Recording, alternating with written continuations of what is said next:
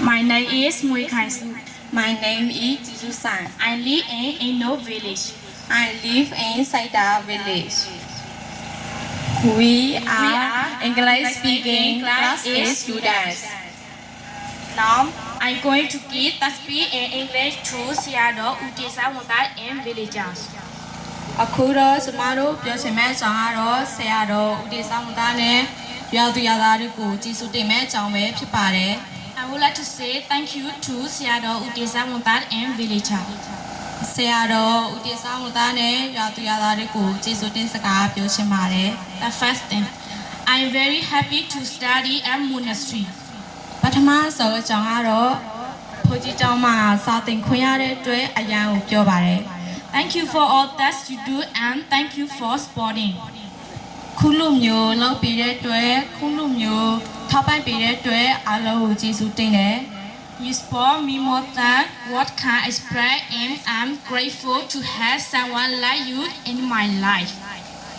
ဆရာတော်ရဲ့ထောက်ပံ့ပေးမှုဟာစကလုံးတွေနဲ့တောင်ဖော်ပြလို့မလောက်တော့ဘူး Thank you for giving the light in our darkest day. ကျမတို့ရဲ့အမောင်ဆုံးနေ့ကိုအလင်းအောင်ဖြန့်ဖြူပေးတဲ့အတွက်လည်းကျေးဇူးတင်တယ် I am truly grateful for your endless support. ဆရာတော်ရဲ့အဆုံးမစီရဲ့ထောက်ပံ့ပေးမှုဟာကျမတို့အတွက်အရန်ကိုကျေးဇူးတင်တယ် Thank you for the invitation to study this class. ဒီအတိုင်းကိုတက်ရောက်ဖို့ဖိတ်ခေါ်ပေးတဲ့အတွက်ရောကျေးဇူးတင်တယ် Call all you, I can remove my English skill and I can computer very well. ဆရာတော်ကြောင့်ကျမတို့တွေအင်္ဂလိပ်စာစွမ်းရည်တွေလည်းတက်လာတယ်ပြီးတော့ကွန်ပျူတာလည်းကောင်းကောင်းသုံးပြီးတက်လာတယ် So the last thing, I just want to say you are very generous and very kind. ဒါကြောင့်နောက်ဆုံးအကြောင်းကတော့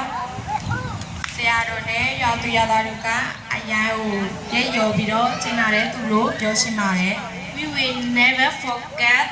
that and always respect you all. ကျမတို့တွေဆရာတော်နဲ့ရွာသူရွာသားတွေကိုဘယ်တော့မှမေ့ဘူးပြီးတော့အမြဲတမ်းလေးစားမှုရှိနေမှာပါ Thank you for everything. ခုလိုမျိုးအရာအလုံးကိုလုပ်ပေးတဲ့အတွက်အားလုံးကိုကျေးဇူးတင်တယ် Thank you for listening to our thank speech. ကျမတို့ရဲ့ကျေးဇူးတင်စကားကိုနားထောင်ပေးတဲ့အတွက်အားလုံးကိုကျေးဇူးတင်တယ်